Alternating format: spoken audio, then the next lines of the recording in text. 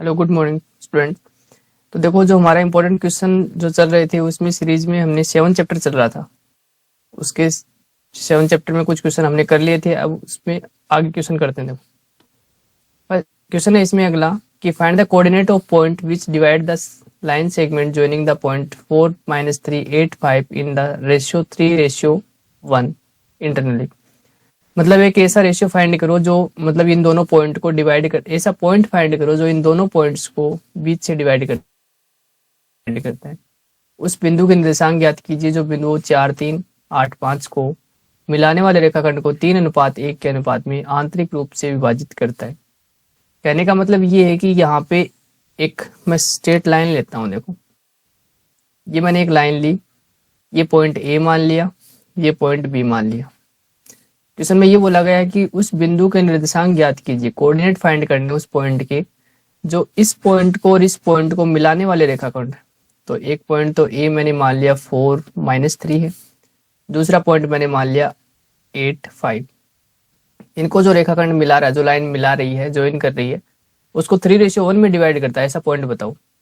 तो मान लो कि वो पॉइंट यहाँ पे है, उस पॉइंट को मैंने पी मान लिया, एक्स एंड वाई। और कौन से रेशियो में डिवाइड करता है? 3:1 में डिवाइड करता है। आपको एक फॉर्मूला याद करना है। फॉर्मूला कौन सा? देखो, मैं यहाँ पे लिख देता हूँ साइड में। विभाजन सूत्र बोलते हैं जिसको, सेक्शन फॉर्मूला। सेक्शन फॉर्मूला, विभाजन सूत्र। विभाजन सूत्र क्या होता है? सुनो। वो कब लगता है? जब दो पॉइंट हो, दे रखे हो आपको। एक पॉइंट ए दे रखा हो x1 y1, और दूसरा पॉइंट बी दे रखा हो x2 एंड y2।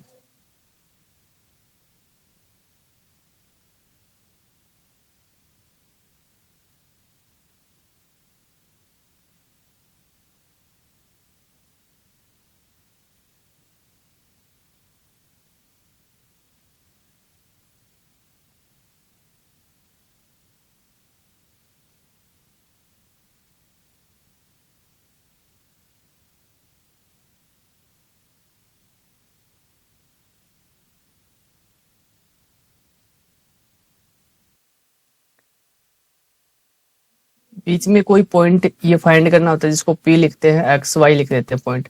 और मान लो कि इनका जो रेशियो अनुपात है वो m1 और m2 है। तो उसके लिए विभाजन सूत्र क्या है? m1x2 प्लस m2x1 बटे m1 प्लस m2। दूसरा देखेंगे m1y2 प्लस m2y1 अपॉन में m1 प्लस m2।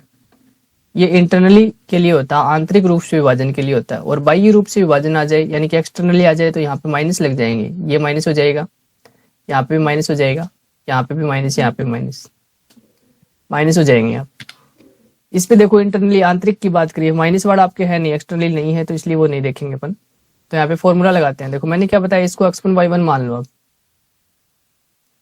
तो ये मान लिया x1 है, ये y1 है, इसको मान लिया x2 और y2 मान लिया। फॉर्मूला लगाते हैं हम। कौन सा पॉइंट निकालना है? इस पॉइंट को निकालने के लिए बोला इसने, तो निकालते हैं पी एक्स वाई। ये पॉइंट कैसे निकलेगा? फॉर्मूला लगाता हूँ मैं, m1x2 plus m2x1 m1 plus m2। दूसरा m1y2 plus m2y1 upon m1 plus m2। ये क्वेश्चन है। अब देखो, यहाँ पे करते हैं इसको सोल्व। वैल्यू पुट करना है। रेशियो इस, ये m1 माना जाएगा, ये m2 माना जाएगा। m1 की वैल्यू 3 है, तो यहाँ पे लिख दो 3 गुणा x2 की वैल्यू देखनी है। x2 कौन सा? देखो, x2 8 है, प्लस m2 की वैल्यू देखी जाए तो 1 है। देखो, m2 की वैल्यू 1 रही, और गुणा में x1 की वैल्यू देखनी है। x1 देखो ये रहा 4, और m1 प्लस m2 यानी कि 3 प्लस 1। ऐसे ही m1y2 देख लो, m1 की वैल्यू 3 है और y2 की वैल्यू 5, प्लस m2 की वैल्यू 1 है और y2 3। यहाँ पे आ जाएगा 3 प्लस 1। आगे देखना, 8 को 3 से कर लेते हैं, 24 हो गया, प्लस में 4 ये है, और ये नीचे 4 आ जाएगा। 3 को 5 से गुणा करेंगे 15 हो जाएगा, और प्लस माइनस माइनस होता है, इसलिए 3 एक कम 3, 3 माइनस का आ जाएगा, और नीचे 4 आ जाएगा। यहाँ पे इनको देखेंगे तो देखो, 24 और 4 28 हो गई, और भाग में 4 है, और यहाँ पे 15 में से 3 घटाएंगे तो 12, और नीचे 4। देखो, ये तो 4 से कट गया, 3 बार कट गया। इसको काटेंगे तो 4 7 28, तो एक तो आ गया 7 और एक आ गया 3। तो ये 7 3 वो पॉइंट है पी एक्स वाई बराबर, ये 7 3 वो पॉइंट है जो इनको 3:1 में विभाजित कर देगा इन दोनों बिंदुओं को। ठीक है, अगला क्वेश्चन देखते हैं। Find the point on Y axis. Y axis पे एक ऐसा पॉइंट फाइंड करो which is equal distance from the point 6 5 and -4 3। इससे जो इक्वल डिस्टेंस पे कोई पॉइंट है वो आपको फाइंड करना है। तो देखो कर देते हैं यहाँ पे। वाई एक्स पर एक बिंदु ज्ञात करना है जो ए बिंदु और बी बिंदु से समान दूरी पर हो। तो बिंदु ए है 6 5 और एक बिंदु बी है -4 3। इनसे समान दूरी पर एक बिंदु है जो वाई एक्स पर है। तो मान लो कि यहाँ पे वो बिंदु है जो इनसे समान दूरी पर है, ये दूरी और ये दूरी क्या बताई इसने, बराबर बताई है। तो मान लो कि यहाँ पे एक बिंदु है जिस बिंदु को मैंने पी मान लिया। कौन सा बिंदु लेना है, वो वाई एक्स पर बिंदु है। देखो याद रखो, जब भी आपको वाई एक्स पर बिंदु लेना, पॉइंट लेना हो, तब आप लिखोगे 0 और वाई। लेकिन जब आप एक्स एक्स पे लेना हो पॉइंट, तब आप लिखोगे एक्स और 0। एक्स एक्स पे लिखोगे तो वाई 0 हो जाएगा और वाई एक्स पे लिखोगे तो एक्स 0 हो जाएगा, ये ध्यान रखना। इसने बोला कि वाई एक्स पे लेना है तो उसमें वाई तो होना चाहिए कम से कम, और वाई दूसरे नंबर पे आता है, तो 0 वाई। अब निकालते हैं। देखो इसको मान लो x1 y1 और ये मान लेंगे x2 y2। ऐसे इसको मान लेंगे x1 y1 और ये हो जाएगा x2 y2 हो ही जाएगा। अपने को पूछा है कि इनसे समान दूरी पर है इन दोनों बिंदु से, तो ए पॉइंट से और बी पॉइंट से मैंने इक्वल पर एक बिंदु पी ले लिया। इसका मतलब ये दूरी और ये दूरी क्या है, समान दी है। कहने का मतलब एपी जो दूरी है वो बीपी के बराबर मानी जाएगी। तो लिखेंगे एपी दूरी है वो किसके बराबर मानी जाएगी, बीपी के। ये चीज है, आगे देखना ध्यान से। एपी दूरी निकालते हैं दूरी सूत्र से और बीपी दूरी निकाल लेते हैं दूरी सूत्र से। तो मैं निकाल रहा हूं सबसे पहले एपी दूरी। दूरी सूत्र क्या होता है, दूरी सूत्र होता है x2 - x1 का whole square plus y2 - y1 का होल स्क्वायर, ये दूरी सूत्र है। तो दोनों साइड में दूरी सूत्र लगाऊंगा, एपी के लिए लगाऊंगा इस साइड तो, और दूसरी साइड में बीपी के लिए लगाऊंगा। तो दूरी सूत्र तो वही रहेगा x2 - x1 का whole square plus y2 - y1 का होल स्क्वायर। ये दूरी सूत्र लगा देते हैं। देखो लगाते हैं। एपी के लिए बात कर लेते हैं सबसे पहले।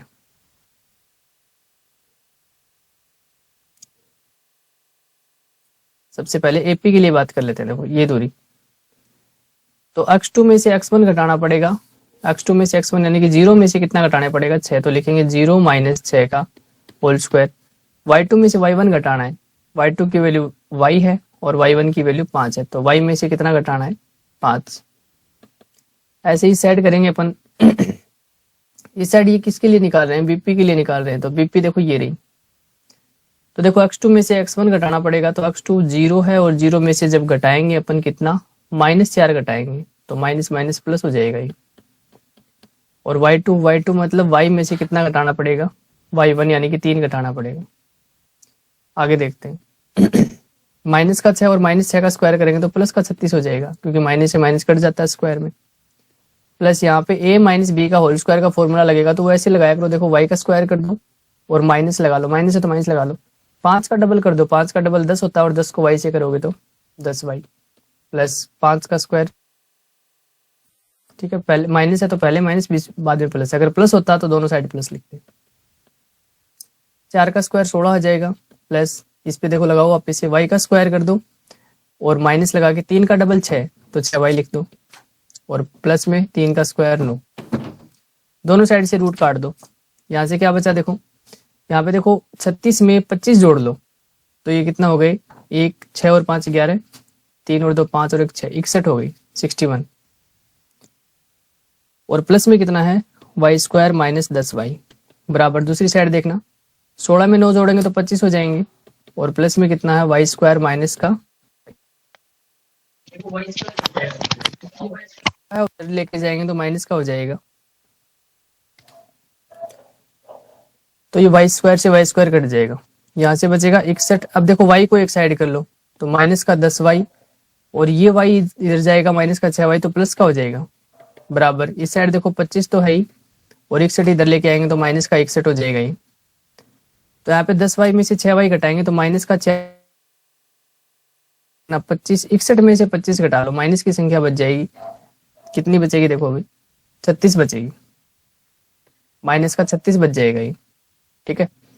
अब उसमें माइनस से माइनस काट लो आप, y बराबर करोगे तो 36 में भाग जाएगा 4 का, और 4 निम्न 36, 9 बार जाएगा। y का मान कितना आ गया 9। तो आप लिखोगे सो द पॉइंट आर, अतः जो बिंदु है वो क्या हो जाएगा, पॉइंट क्या हो जाएगा, 0y माना था ना हमने, तो वो हो जाएगा 0 और y की जगह कितना आ जाएगा 9, तो 0 9 हो जाएगा वो। अगला क्वेश्चन देखते हैं। देखो उन बिंदुओं के निर्देशांक ज्ञात करें जो कि बिंदु ए ये है और बी ये है। इसको ध्यान से समझना भाई, ये इंपॉर्टेंट क्वेश्चन है। मिलाने वाले रेखाखंड को 4 भागों बराबर भागों में विभाजित करते हैं। 2 पॉइंटों को मिलाएंगे, उसको 4 भागों में बांटना है। तो ये सब में ज्यादा इंपॉर्टेंट क्वेश्चन है। तो इंपॉर्टेंट क्वेश्चन तो सारे हैं उसमें, देखो ये इंपॉर्टेंट सबसे ज्यादा इंपॉर्टेंट है, इसको और अच्छे से पढ़ोगे आप।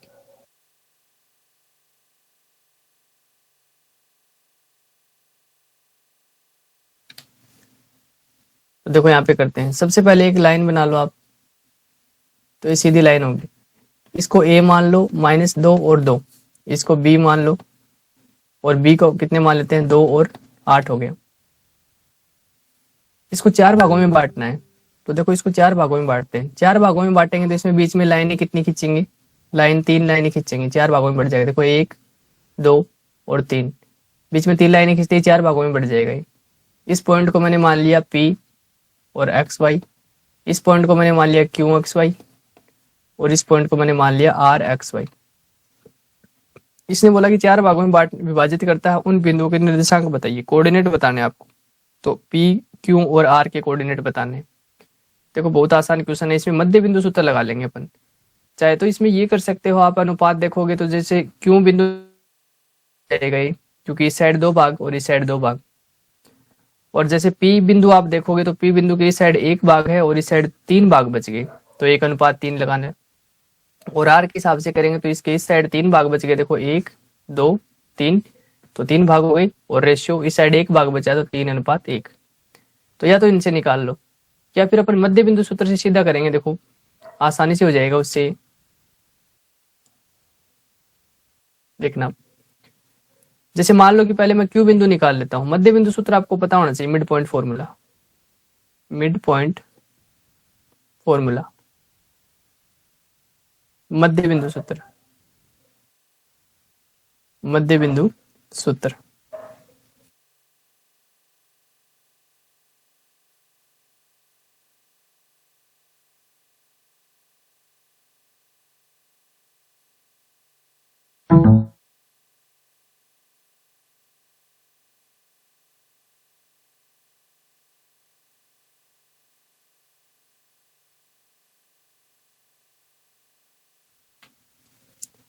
देखो ये फॉर्मूला कब लगता है, जब मान लो कि एक पॉइंट यहाँ पे हो और एक पॉइंट यहाँ पे हो।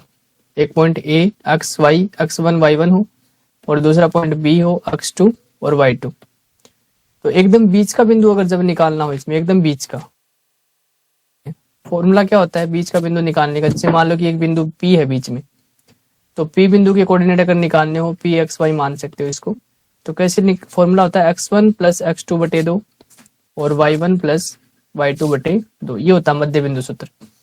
ये लगाएंगे इसमें। देखो Q बिंदु के निर्देशांक निकालेंगे तो ये x1 और y1 मान लो, इसको x2 और y2 मान लो। Q बिंदु के कोऑर्डिनेट निकालेंगे, Q क्या हो जाएगा, x1 + x2/2 और y1 + y2/2, ये हो जाएगा। की वैल्यू -2 है, और प्लस x2 की वैल्यू +2 है, और बटे में कितना 2। y1 + y2 यानी कि 2 और प्लस कितना हो जाएगा 8, और बटे में कितना 2। यहाँ पे 2 से 2 कट जाएगा, 0 बचेगा, और 0 में 2 का भाग करेंगे तो 0 ही आएगा। यहाँ पे 8 और 2 10 हो जाएंगे, और 10 में 2 का भाग करेंगे तो 5, तो 0 और 5 आ जाएगा ही। तो ये पॉइंट कौन सा आ जाएगा 0 5। तो एक पॉइंट तो आ गया 0 5। अब अपन निकालेंगे P पॉइंट निकालेंगे। देखो P पॉइंट के हिसाब से अगर देखेंगे Pxy देखेंगे तो वही मध्य बिंदु सूत्र लगाएंगे। कैसे, क्योंकि एक बार के लिए देखो मान लो Q बिंदु आ गया अपने पास में, 0 5 लिख दिया मैंने। अब इसको x1 y1 मान लो और इसको x2 y2 मान लो। ध्यान दो, देखो कैसे बता रहा हूं मैं। इसको आप x2 और y2 मान लो, तो ये पूरी लाइन हो गई। जैसे मान लो कि ये एक पूरी लाइन बना ली यहाँ से लेकर यहाँ तक, तो ये बिंदु निकालना अपने को P इसका बीच का बिंदु हो गया, एकदम बीच का। तो इसका बीच का बिंदु निकालेंगे तो कैसे निकालेंगे, इन दोनों में x1 y1 वो फॉर्मूला लगा दो वापस से। तो x1 प्लस x2 बटा 2 यानी कि -2 और प्लस 0 बटे 2। y1 की वैल्यू 2 है और y2 की वैल्यू 5 है, तो 2 प्लस 5 बटे 2। तो देखो यहाँ पे -2 में 0 जोड़ेंगे तो -2 ही रहेगा, ही माइनस का 2 और भाग में 2 है, 5 और 2 कितने हो जाएंगे। इसको देखिए तो 2 से 2 कट गया, एक बार कट गया, तो ये तो 7 में 2 का भाग जाएगा नहीं, तो 7 बटे 2 छोड़ दो इसको। ऐसे हम क्या करेंगे, देखो ये P बिंदु भी आ गया अपने पास में, -1 R बिंदु निकालेंगे। तो R बिंदु किसका मिड पॉइंट है, मध्य बिंदु किसका है, Q और B का है। Q B का मध्य बिंदु है, Q B का एकदम बीच में आ रहा है, तो Q और B के हिसाब से इसको सोल्व कर लेंगे अपन। तो इसको देखो एक को x1 y1 मानना पड़ेगा अब की बार फिर से, तो इसको मैंने मान लिया x1 और y1, और ये क्या हो जाएगा x2 y2। अब R बिंदु निकल जाएगा इससे, देखो तो निकालेंगे R x y। तो देखेंगे इसको ध्यान से करेंगे, देखो तो x1 प्लस x2 यानी कि 0 प्लस 2, तो लिख दो 0 प्लस 2 बटे 2, और फिर y1 प्लस y2 यानी कि 5 प्लस 8, 5 प्लस 8 बटे 2। तो देखो 0 में 2 जोड़ेंगे तो 2 ही रहेगा, और 2 में 2 का भाग देंगे तो एक बार जाएगा, और 8 और 5 13 हो जाएगा, 13 बटे 2 हो जाएगा। क्या आ जाएगा आंसर। तो ये तीनों बिंदु निकाल दिए। इस क्वेश्चन को अच्छे से तैयार कर लेना, इस क्वेश्चन को भी ध्यान से समझना भाई। इसमें लिखा है कि दो पॉइंट दे रखे हैं, if 1 2 4 y x 6 and 3 5 are the vertex of parallelogram taken in order find X Y. बोला कि ये जो चारों पॉइंट है ना वो इसी क्रम में एक समांतर चतुर्भुज के शीर्ष हैं, तो एक्स और वाई ज्ञात करने। तो सबसे पहले पैरेललोग्राम बना लेते हैं, ऐसा होता है पैरेललोग्राम। ये ए पॉइंट मान लो, ए पॉइंट को मान लो 1 2 है 1 2, फिर बी पॉइंट को मान लो आप 4, पॉइंट को मान लो x 6, और डी पॉइंट को मान लो 3 और 5। ये 4 पॉइंट मान लो x और 6। इसमें बोला गया तो x और y की वैल्यू बताओ। तो इसमें फिर से मध्य बिंदु का सूत्र लगाएंगे मिड पॉइंट फॉर्मूला से। आप देखोगे कि इसके जो विकर्ण होते हैं ना, डायगोनल जिसको बोलते हो, जिस पॉइंट पे काटते हैं, अगर कहने का मतलब ये होता है ये एक बाइसेक्ट करते हैं, ए और सी के एकदम बीच में होता है ये, और बी और डी के हिसाब से देखें तब भी एकदम बीच में होता है ये पॉइंट, जहां पे काटते हैं वो पॉइंट। इस पॉइंट को मैंने ओ मान लिया और ओ एक्स वाई मान लिया इस पॉइंट को मैंने। मैं क्या काम करूंगा, एक बार तो ए और सी से इसका मिड पॉइंट निकालूंगा, और एक बार मैं बी और डी से इसका मिड पॉइंट यानी कि मध्य बिंदु निकालूंगा, ओ के निर्देशांक निकालेंगे तो हमारा आंसर आ जाएगा। देखो तो एक बार मैं एसी का मिड पॉइंट देख रहा हूँ भाई, एसी लाइन को देखें ध्यान से, तो उसका मिड पॉइंट कौन सा हो गया, उसका मिड पॉइंट ये ओ है, तो मैं निकालूंगा मिड पॉइंट ऑफ एसी यानी कि एसी का मध्य बिंदु। एसी का क्या देख रहे थे, मध्य बिंदु देखते हैं। मध्य बिंदु के लिए फॉर्मूला मैंने बताया मिड पॉइंट का x2 बटा 2 और y1 प्लस y2 बटा 2, ये फॉर्मूला होता है। तो हमारे पास में मिड पॉइंट क्या है, एसी का ओ है, तो मैं लिखता हूं O X Y equals to x1 plus x2। देखो एक को आप x1 मान लो, एक को y1 मान लो, ये x2 हो जाएगा, ये y2 हो जाएगा। x1 प्लस x2 करोगे तो 1 प्लस x बनेगा, x1 की वैल्यू 1 है और x2 की वैल्यू x है बटे 2। ऐसे y1 प्लस y2 करोगे तो 2 प्लस 6 करना पड़ेगा, तो 2 प्लस 6 बराबर बटे 2। तो इसको थोड़ा सोल्व करते हैं, तो ये हो गया 1 प्लस x बटे 2, और ये 6 में 2 जोड़ेंगे तो 8, और 8 में 2 का भाग करेंगे तो 4 आ जाएगा यहाँ पे। ये हमारे पास में ओ एक्स वाई आ गया समीकरण 1। अब मैं निकालता हूँ बीडी का मध्य बिंदु। तो बीडी का मध्य बिंदु यानी कि mid point of BD, BD का मध्य बिंदु देख लेते हैं। मध्य बिंदु, बीडी का मध्य बिंदु देखेंगे तब भी वो ओ ही बिंदु है भाई। बीडी के हिसाब से देखोगे ना आप, तब भी इसका मध्य बिंदु कौन सा है, ओ ही माना जाएगा। तो फिर से आप ओ निकालो, ओ एक्स वाई, x1 को तो x1 y1 मान लो, और एक को x2 y2 मान लो। 4 में 3 जोड़ोगे तो कितना हो जाएगा, 4 प्लस 3 हो जाएगा, एक तो 7 भाई x1 में x2 जोड़ेंगे ना तो 4 में 3 जोड़ेंगे 7 हो गया, और y में कितना जोड़ेंगे, y1 में y2 जोड़ेंगे यानी कि 5 जोड़ेंगे। तो यहाँ पे देखो दूसरा क्या होता है, y1 प्लस y2 बटा 2 करना है, यानी कि y में कितना जोड़ना है, अब की बार 5/2 कर दो। ये आ गया हमारे पास में, ये समीकरण 2 हो गई। समीकरण 1 और 2 से, from equation first and second, समीकरण 1 व 2 से, 1 और 2 से देखेंगे तो देखो ये भी O का पॉइंट है, ये भी O का पॉइंट है, तो ये LHS इसके बराबर है, तो हम RHS को बराबर पुट कर देंगे, यानी कि ये जो भाग है वो इस भाग के बराबर हो जाएगा। तो आप क्या लिखोगे, ऊपर वाला भाग लेते हैं पहले, 1 + x/2 और कोमा 4, ये वाला जो पूरा भाग है वो किसके बराबर माना जाएगा, इस भाग के बराबर माना जाएगा। तो इसके बराबर लिख देते हैं 7/2 कोमा y + 5/2।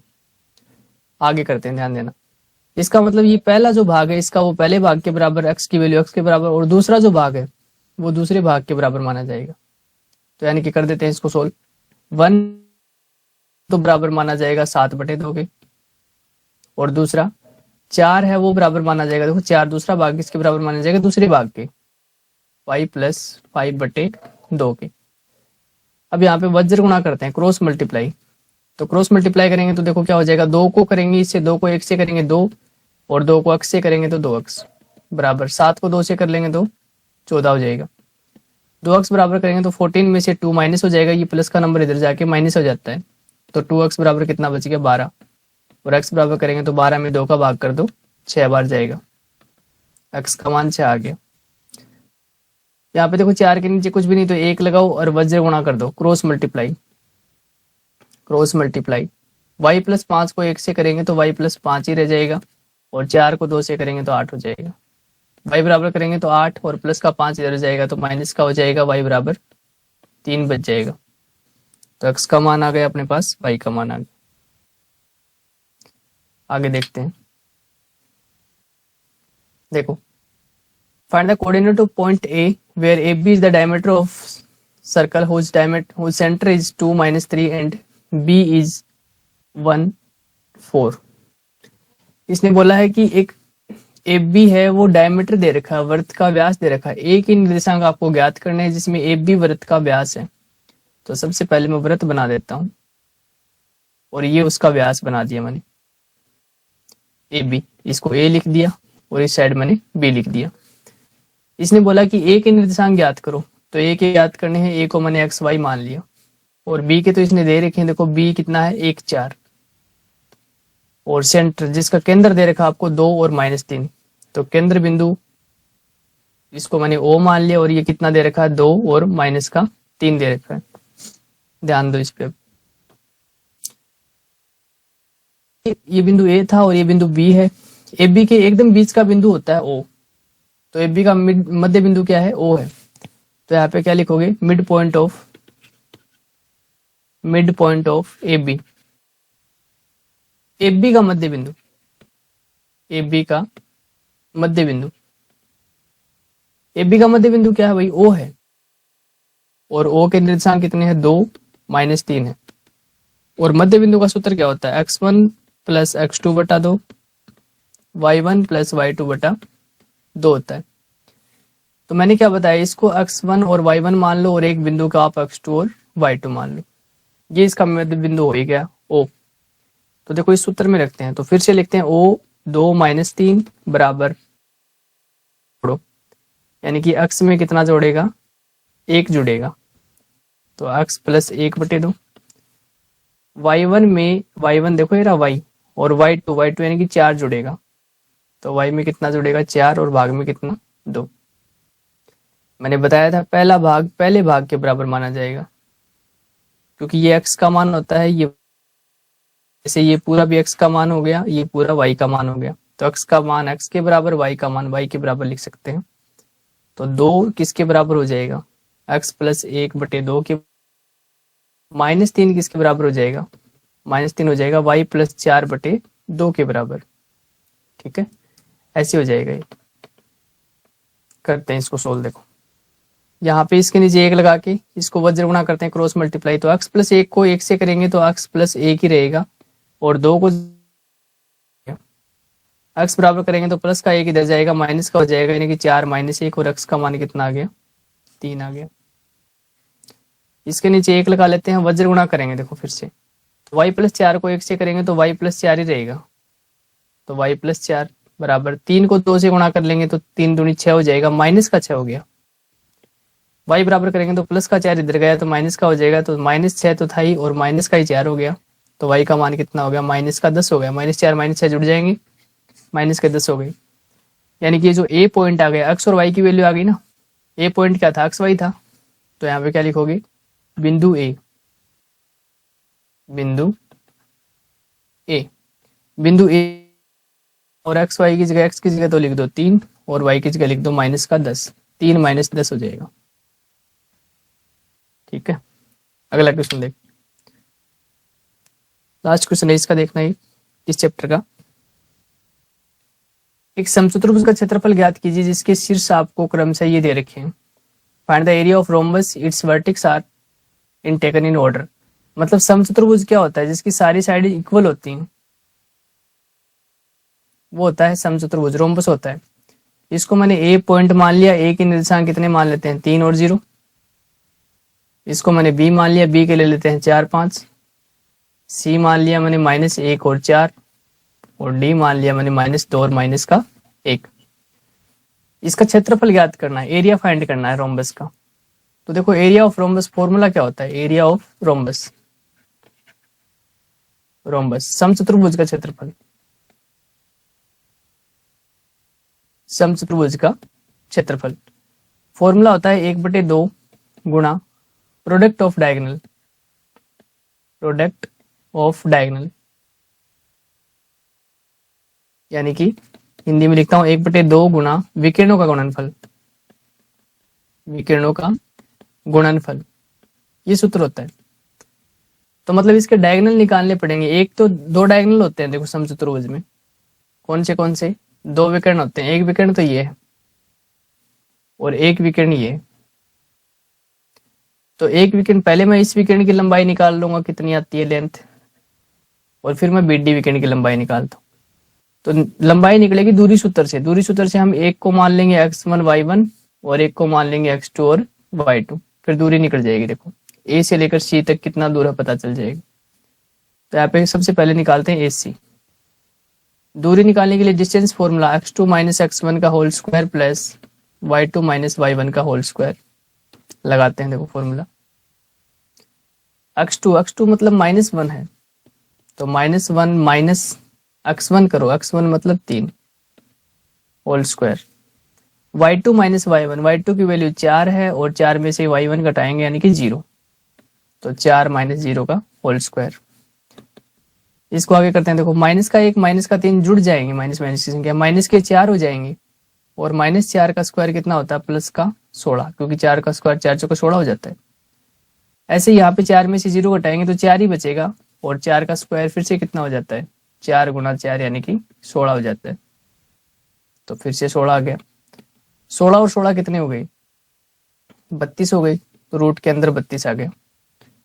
32 का रूट कैसे निकलता है देखना एक बार, 2 के गुणनखंड कर लो 32 के, 2 से करेंगे 16 बार, 2 से करेंगे 8 बार, फैक्टर करेंगे तो 2 से करेंगे 4 बार, फिर 2 बार, 1 बार। जिसका जोड़ा बन गया, जिसका पेयर बन गया उसको एक ही बार लिखेंगे, फिर से 1 2 का पेयर बन गया तो फिर से 2 को एक ही बार लिखेंगे। अब इस 2 का पेयर नहीं बना, ये सिंगल रह गया, तो इसको रूट में रखना पड़ेगा। तो 2 को 2 से गुणा कर लिया, कितना बन गया 4 और √2, इसका आया 4√2, 4√2 आ गया। मतलब ये दूरी है ना, ये दूरी ए से लेकर सी तक की दूरी कितनी आ गई, 4√2 आ गई। अब मैं बीडी दूरी निकालता हूँ कितनी आएगी, बी से लेकर डी तक की दूरी। तो वही करेंगे, देखो x1 y1 मान लो एक को, और एक को x2 और y2 मान लो। आप चाहे इसको x1 y1 मान के इसको x2 y2 मान लो, उससे कोई दिक्कत नहीं होती। अब मैं निकाल रहा हूँ बीडी, तो बीडी निकालेंगे तो वही सूत्र, x2 में से x1 घटाना पड़ेगा। तो देखो x2 कितना है 4, तो 4 लिख लो, माइनस क्या घटाना है इसमें से x1, x1 खुद -2 है, तो एक माइनस ये रहा, तो माइनस माइनस बन गया प्लस, तो +2 हो जाएगा। y2 - y1 करना सूत्र के हिसाब से, तो देखो y2 कितना है 5 और y1 माइनस का 1, तो 5 माइनस करेंगे तो वो प्लस हो जाएगा, क्योंकि एक माइनस ऊपर लगा हुआ है इसलिए। देखो यहाँ पे 4 में 2 जोड़ेंगे 6 हो गया, और 6 का स्क्वायर, 6 का स्क्वायर का मतलब 6 गुणा 6 36 होता है। 5 और 1 6 हो गया, फिर से 6 का स्क्वायर कितना हो गया 36। 36 और 36 कितने हो गई 72। 72 का रूट कितना होता है भाई, करो इसके गुणनखंड करो। 2 से करेंगे तो देखो कितना आ जाएगा 36 बार जाएगा। तो देखो 36 का तो आपको सीधा सीधा ही पता, सीधा कर लो चाहिए। 36 का तो आपको पता है 36 तो 6 का हो जाएगा, और इस 2 का जोड़ा बनेगा नहीं, तो 6√2 बन जाएगा। कहने का मतलब यही है। जैसे इसको 32 का भी कर सकते थे सीधा, कैसे करते 32 का करते 16 आया, 16 का तो हम लिख सकते हैं, 16 हमें पता है 4 का होता है, तो 4 तो छोड़ देते। अब इस 2 का जोड़ा बनता नहीं, ये अकेला रह जाता, तो इसलिए क्या हो जाता है √2। तो ऐसे इसमें कर लेंगे 6√2 बन जाएगा। करके पूरा करके देखोगे तब भी 6√2 ही आएगा, कर लेना।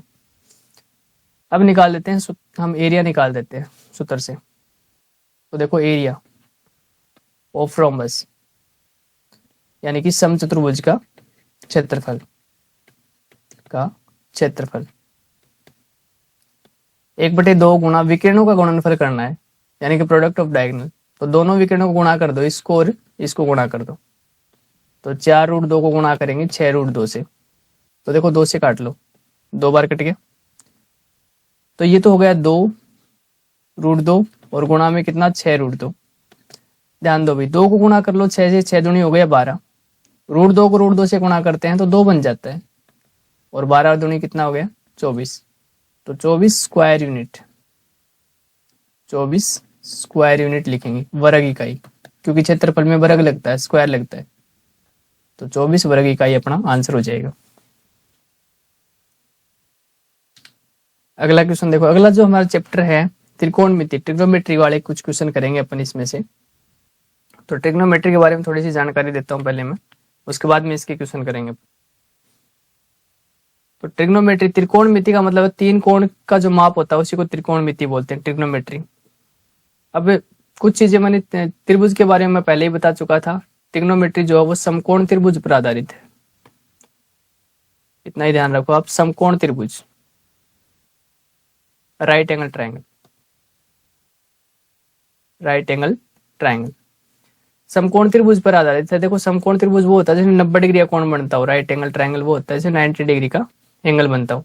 मैंने एक त्रिभुज मान लिया ए बी सी, इसको ये 90 डिग्री का कोण बना दिया 90 डिग्री का। 90 डिग्री के सामने हमेशा कर्ण होता है, हाइपोटेनस,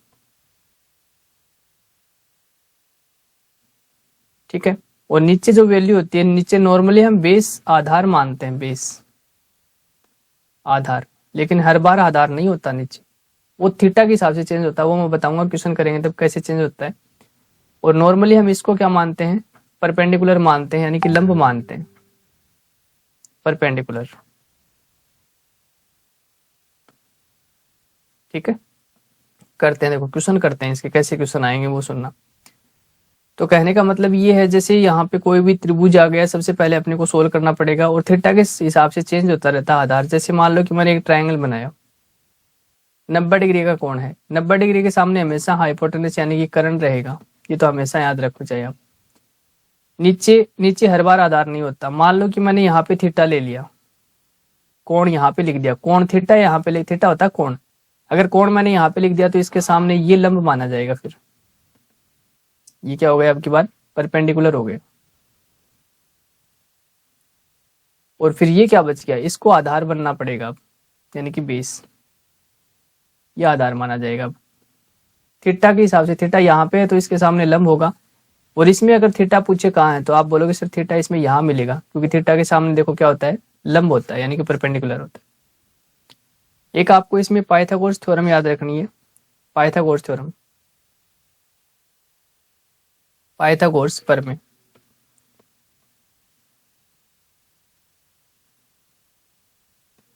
पाइथागोरस थ्योरम जो होती है, कर्ण स्क्वायर बराबर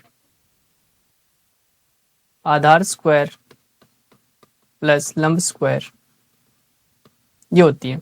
इंग्लिश में लिखेंगे तो hypotenuse square equals to base square plus perpendicular square. ये आपको पाइथागोरस थ्योरम याद रखनी है, जो काम आएगी इसमें। क्वेश्चन करते हैं देखो इसके। पहला क्वेश्चन करते हैं। लिखा देखो एबीसी राइट एंगल है, right angle at B, angle right angle B पे लेना है और ए बी की वैल्यू दे रखी है, बीसी की वैल्यू दे रखी है, साइन ए और कोस ए फाइंड करने। देखो कर लेंगे अभी। ध्यान दो, सबसे पहले एक राइट एंगल बना दे, समकोण त्रिभुज बनाना है और इसने बोला कि बी पे समकोण लेना है आपको। तो यहाँ पे सबसे पहले मैं एक समकोण त्रिभुज बना देता हूँ। ठीक है, 90 डिग्री, इसने बोला 90 डिग्री बी के ऊपर लेना है आपको। समकोण कहाँ लेना है? बी के ऊपर। समकोण का मतलब 90 डिग्री की बात कर रहा है। अब साइन ए कोस ए, साइन से कोस से निकालने हैं, तो यहाँ पे आप लिखो ए, यहाँ लिख लिया करो, इससे गलती होने के चांस कम है। ए, ये बी और ये क्या हो गया? सी। अब देखो मैं सारी वैल्यू लिख देता हूँ। ए बी की वैल्यू 24 लिखनी है, पहले लिख देते हैं। ए बी की वैल्यू 24, तो इसको 24 सेंटीमीटर लिखेंगे। बी सी की वैल्यू 7, तो ये 7 हो गई। अब अपने को कर्ण निकालना है, क्योंकि 90 डिग्री के सामने क्या होता है? कर्ण होता है, मैंने बताया था, हाइपोटेनस बोलते हो जिसको। तो एक पर में अभी भी बताई मैंने, कर्ण स्क्वायर बराबर क्या होता है? आधार स्क्वायर प्लस आधार स्क्वायर प्लस लंब स्क्वायर, लंब स्क्वायर ये होता है। यानी कि हाइपोटेनस स्क्वायर इक्वल्स टू होता है base square plus perpendicular square. लगा देते हैं। देखो हाइपोटेनस, कर्ण हमें निकालना है, कर्ण कितना है? हाइपोटेनस है AC, तो लिखेंगे AC square equals to base, आधार कितना? आधार इसका 24 है, तो 24 का स्क्वायर कर दो, प्लस परपेंडिकुलर यानी कि लंब कितना है? लंब 7 है, तो 7 का स्क्वायर लिख दो। 24 का स्क्वायर होता है 576 और 7 का स्क्वायर होता है 49। जोड़ दो इसको, देखो जोड़ेंगे तो 9 और 6 15 और 7 4 11 और 12 और ये हो जाएगा 625 हो जाएगा। AC स्क्वायर इक्वल टू 625, तो AC इक्वल टू करेंगे तो 625 का लग जाएगा अंडर रूट, और 625 का रूट कितना होता है? 25 होता है। यानी कि जो कर्ण आ गया वो 25 सेंटीमीटर का आ गया। देखो आगे बहुत आसान है, सुनना। निकालना है कि बोला कि साइन ए निकालो, तो साइन ए का फॉर्मूला दिखाते हैं, साइन ए। उससे पहले मैं आपको थोड़ी सी एक चीज और बता देता हूँ। देखो लाल बटे कक्का के बारे में, लाल बटे कक्का यानी कि इंग्लिश में अगर देखोगे तो PBPHHB होता है वो। पंडित बद्री प्रसाद हर हर बोले, ऐसे याद रख सकते हो। और लाल बटे कक्का सीधा याद रह जाएगा। पहला जो मान होता है, जैसे लंब बटे कर्ण, पहला साइन का होता है, ये साइन, फिर ये कोस, फिर ये टेन, और इसको उल्टा पढ़ेंगे तो ये कोट बन जाएगा, सेक बन जाएगा, कोसेक बन जाएगा। ठीक है, ऐसे इसमें देखो ये साइन होता है ऊपर से नीचे, कोस, ये टेन, फिर कोट, सेक, कोसेक बन जाएगा। ठीक है, तो यहाँ से देखो करते हैं अपन। तो इसमें क्या निकालना अपने को? इसने बोला कि साइन ए बताओ कितना होगा। तो देखो साइन क्या होता है? लंब बटे कर्ण होता है, यानी कि परपेंडिकुलर अपॉन में हाइपोटेनस। तो मैं लिख रहा हूँ लंब बटे कर्ण यानी कि परपेंडिकुलर अपॉन में हाइपोटेनस। ध्यान देना भाई, सबसे पहले यहाँ पे क्या लिखा हुआ है? ए, तो ए के ऊपर थीटा लिख दो आप। ए पे थीटा लगाते ही थीटा के सामने मैंने बताया हमेशा परपेंडिकुलर हो जाता है, यानी कि लंब हो जाता है। तो इसको आपको अब परपेंडिकुलर मानना पड़ेगा, यानी कि लंब मानना पड़ेगा। और नीचे क्या हो गया? नीचे आधार यानी कि बेस मानना पड़ेगा, यह आधार हो गया। तो देखो ध्यान दो, इसमें लंब ऊपर लिखना पड़ेगा। लंब कितना है इसमें? लंब 7 है, परपेंडिकुलर 7 हो गया। नीचे हाइपोटेनस यानी कि कर्ण लिखना है, कर्ण कितना है? 25, 7 बटे 25 हो जाएगा। ऐसे देखो कोस ए निकालते हैं, ध्यान दो भाई। तो पहले तो कोस ए लिख लो और ए के ऊपर थीटा लिख दो। तो ए के ऊपर थीटा लिख रखा है, थीटा के सामने लंब माना जाएगा यानी कि परपेंडिकुलर है, और नीचे क्या हो जाएगा? आधार यानी कि बेस हो जाएगा। अब इसमें वैल्यू पुट करते हैं। कोस क्या होता है? देखो तो कोस होता, पहला साइन होता है, मैंने बताया ये साइन होता है, दूसरा कोस होता है, तीसरा टेन होता है। फिर इस साइड देखेंगे तो ये कोट होता है, ये सेक होता है और ये कोसेक होता है। अब देखो कोस का पूछा है, कोस होता है आधार बटे कर्ण, बेस अपॉन हाइपोटेनस। तो कोस के बराबर में लिख दो आधार बटे कर्ण। तो देखो आधार कितना है इसमें? आधार देखो ये रहा, आधार 24 है, बटे कर्ण कितना है? कर्ण 25 है, तो यह आ जाएगा। अब की बार थोड़ा ध्यान से समझना, साइन सी पूछा है इसने। साइन सी को कैसे निकालेंगे वो देखना भाई। तो साइन सी, तो साइन का फॉर्मूला तो वही होता है। देखो साइन का फॉर्मूला तो लंब बटे कर्ण ही रहेगा, परपेंडिकुलर अपॉन हाइपोटेनस रहेगा। तो इसको तो लंब बटे कर्ण लिखेंगे यानी कि परपेंडिकुलर अपॉन हाइपोटेनस। लेकिन अब की बार सी लिखा हुआ है यहाँ पे, तो सी के ऊपर थीटा लिखो आप। तो थीटा की जगह चेंज करो, ए से हटाओ और सी के ऊपर लिख लो। सी पे थीटा लिखते ही थीटा के सामने वाली साइड को क्या बोलेंगे, परपेंडिकुलर बोलेंगे। पहले परपेंडिकुलर ये था, लंब ये था, अब की बार थीटा के सामने ये आ रही है भुजा 24 वाली, तो इसको लंब मानेंगे। इसको क्या मानेंगे, लंब मानेंगे, यानी कि परपेंडिकुलर मानेंगे। तो ये अब लंब नहीं रहा, ये क्या बन गया फिर, अब ये आधार बन गया, यानी कि बेस बन गया। क्योंकि करंट चेंज नहीं होता, ये आपकी जगह पे रहता है। अब देखो यहाँ पे लंब बटे करंट, अब की बार लंब कौन सा बन गया, परपेंडिकुलर, अब की बार 24 बन गया। करंट कितना है, हाइपोटेनस, वो तो 25 ही था, 25 ही रहेगा। तो देखो यही चेंज हो गया, साइन ए निकाला तब तो 7/25 आ रहा था, और साइन सी निकाला तब 24/25 आ रहा है। ऐसे कोस से निकाल लेंगे। देखो तो कोस का फॉर्मूला तो ये रहता है आधार बटे करंट, आधार बटे करंट। अब की बार आधार इसका चेंज हो गया है, लेकिन बेस क्या बन गया, अब की बार 7 बन रखा है। तो 7 और बटे करंट कितना है, 25 ही है, ये आ जाएगा।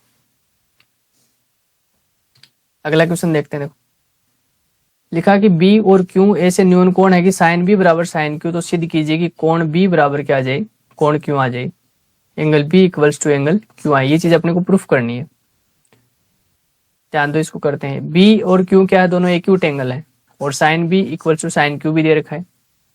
मैं एक ट्राइंगल बना रहा हूं सबसे पहले, ठीक है।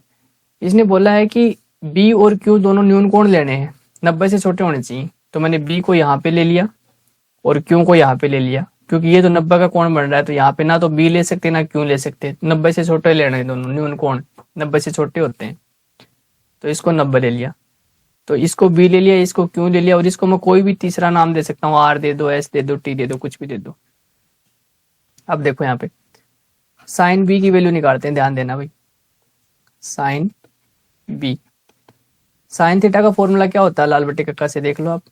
साइन होता है लंब बटे करण होता है, यानी कि परपेंडिकुलर अपॉन हाइपोटेनस। तो लिख दो इसके बराबर में लंब बटे करण, परपेंडिकुलर अपॉन में हाइपोटेनस। बी है क्या यहाँ पे, तो बी के ऊपर थीटा लगाओ, तो यहाँ पे लगाया मैंने थीटा। थीटा के सामने क्या बन गया, थीटा के सामने हमेशा लंब होता है, यानी कि परपेंडिकुलर होता है। नीचे क्या हो गया, नीचे आधार बन गया, यानी कि बेस, और ये कभी चेंज नहीं होता, ये 90 के सामने ही रहता है ये करंट। तो ये हाइपोटेनस वापस यहीं पे। अब ध्यान दो भी मेरी बात पे, लंब लिखना मेरे को, परपेंडिकुलर कितना है, देखो लंब ये रहा क्यू आर, तो लिखोगे क्यू आर बटे हाइपोटेनस, यानी कि करंट कितना है, तो हाइपोटेनस देखो ये रहा क्यू बी, तो लिखो क्यू बी। समीकरण एक नाम दे दो इसको। साइन बी हमने निकाल लिया, अब साइन क्यू निकालते हैं। देखो तो लिखेंगे साइन क्यू, साइन क्यू निकालेंगे तो साइन का फॉर्मूला तो वही रहेगा, लंब बटे करंट। साइन का फॉर्मूला चेंज नहीं होगा कभी भी, यानी कि परपेंडिकुलर अपॉन हाइपोटेनस। लेकिन अब की बार चेंज हो गया क्यू, क्यू के ऊपर थीटा लो, तो अब की बार थीटा की जगह चेंज करो, यहाँ से थीटा को हटाओ। अब थीटा को यहाँ से हटाया और किस पे ले गए, क्यू पे ले गए, और जैसे ही थीटा यहाँ गया तो थीटा के सामने अब ये लंब बनेगा। अब इसका मतलब ये आधार नहीं हो सकता अब की बार, तो इसको काटो आधार को यहाँ से। अभी क्या बन गया, लंब। याद रखो थीटा के सामने लंब चला जाता है, यानी कि परपेंडिकुलर। तो ये क्या बन गया, ये अब आधार बन गया, यानी कि बेस। करंट चेंज नहीं होता। अब आपको परपेंडिकुलर लिखना हो ऊपर, यानी कि लंब लिख लो, तो लंब देखो कितना है अब की बार, लंब वाली लाइन ये है अब की बार आर बी, या बी आर बोल दो चाहे इसको, बटे हाइपोटेनस करण वाली लाइन यही रहेगी, देखो हाइपोटेनस वाली क्यू बी। समीकरण नंबर 2 नाम दे दो। हमें पता है कि साइन बी और साइन क्यू क्या है, बराबर है। तो देखो हम क्या लिखेंगे यहाँ पे, वी नो दैट, हम जानते हैं कि देखो आप क्या जानते हो कि साइन बी और साइन क्यू बराबर है। तो यहाँ लिखोगे साइन बी और साइन क्यू क्या है, बराबर है। हमें इस बात का पता है। तो साइन बी का मान कितना है, समीकरण 1 से देखो साइन बी का मान ये रहा क्यू आर बटे क्यू बी, तो लिख दो क्यू आर बटे क्यू बी बराबर साइन क्यू का मान कितना है, साइन क्यू का मान देखो इसके मान ये निकाला हमने, ये रहा बी आर बटे क्यू बी, तो बी आर बटे क्यू बी। तो देखो क्यू बी से क्यू बी कट गया, तो क्यू आर बराबर क्या बचा, बी आर, क्यू आर बराबर बी आर बचा। इसका मतलब समझना भाई थोड़ा सा,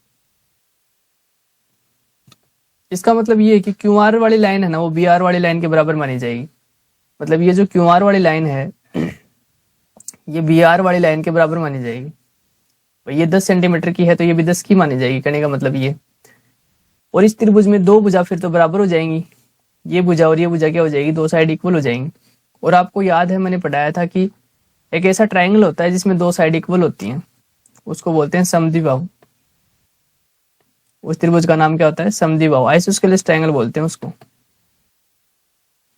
इसका मतलब ये दो भुजा बराबर आ रखी है, देखो क्यू आर बी आर के बराबर आ रखी है, तो क्यू आर बी आर के बराबर आ रही है, इसका मतलब दो भुजा बराबर हो गई। और दो भुजा बराबर किस में होती है, समद्विबाहु त्रिभुज में, आइसोस्केलेस ट्रायंगल में होती है। तो इनकी भुजाओं के सामने कोण भी बराबर होते हैं, मतलब इस भुजा के सामने वाला ये कोण और इस भुजा के सामने वाला ये कोण, दो भुजा बराबर होती है, उसके दो कोण भी बराबर माने जाएंगे। तो सबसे पहले हम यहाँ क्या लिखेंगे, दो भुजा बराबर हो रही है तो इसलिए क्या लिखेंगे, so it is isosceles triangle, isosceles triangle. अतः यह एक समद्विबाहु त्रिभुज, यह एक समद्विबाहु त्रिभुज है। और समद्विबाहु त्रिभुज की दो भुजाएं भी, दो कोण भी क्या होते हैं, बराबर।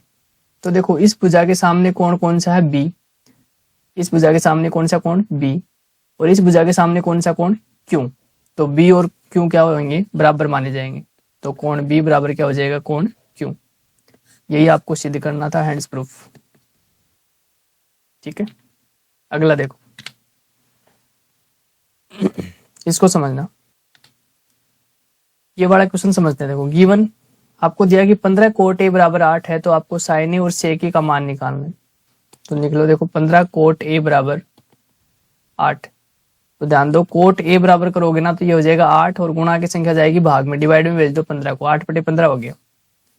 अब कोट का फॉर्मूला क्या होता है वो देखो, तो मैंने आपको लाल बटे कक्का पढ़ाया। देखो इसमें कोट कौन सा, साइन कोस टेन, और ये कोट है आधार बटे लंब, यानी कि बेस अपॉन परपेंडिकुलर। तो कोट का फॉर्मूला हो जाएगा, देखो आधार बटे लंब हो जाता है, यानी कि बेस अपॉन परपेंडिकुलर होता है। लाल बटे कक्का से देख लेना, पीबीपी एचएचबी से देख लेना। इसका मतलब है बेस तो आपको लेना है 8, आधार मतलब कितना लेना है 8, और लंब यानी कि परपेंडिकुलर कितना लेना है 15। तो एक त्रिभुज बना लो पहले। तो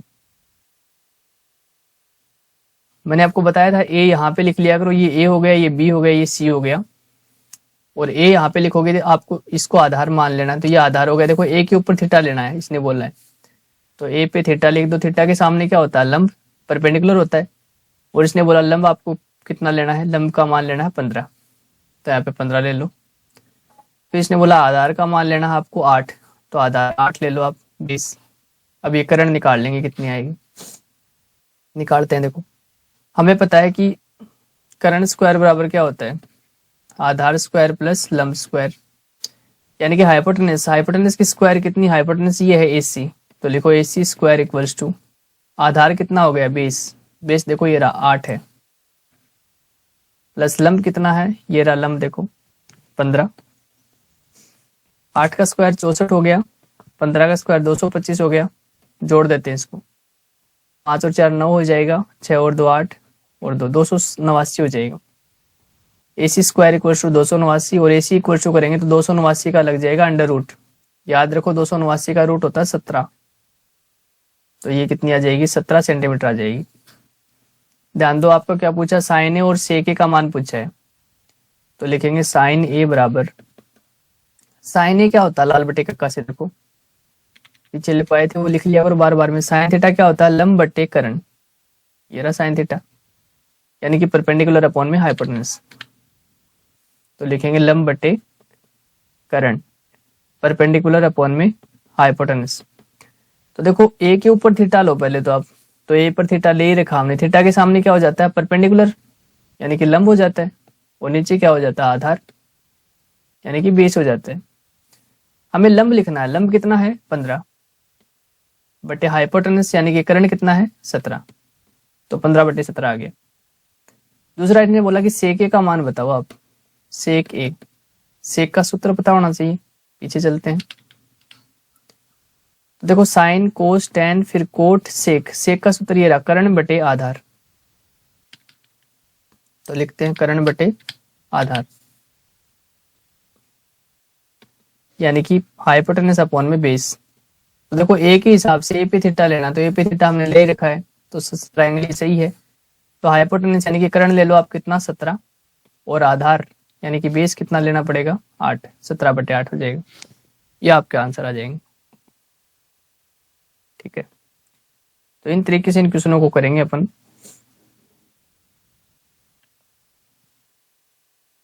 अगला क्वेश्चन देखते हैं। चलो यहीं तक करते हैं अपन, अगला क्वेश्चन अपन अगले नेक्स्ट वीडियो में करेंगे, वीडियो बहुत बड़ा हो जाएगा वरना। तो यहाँ तक क्वेश्चन करते हैं आज के अपन। ठीक है, okay, bye, all the best.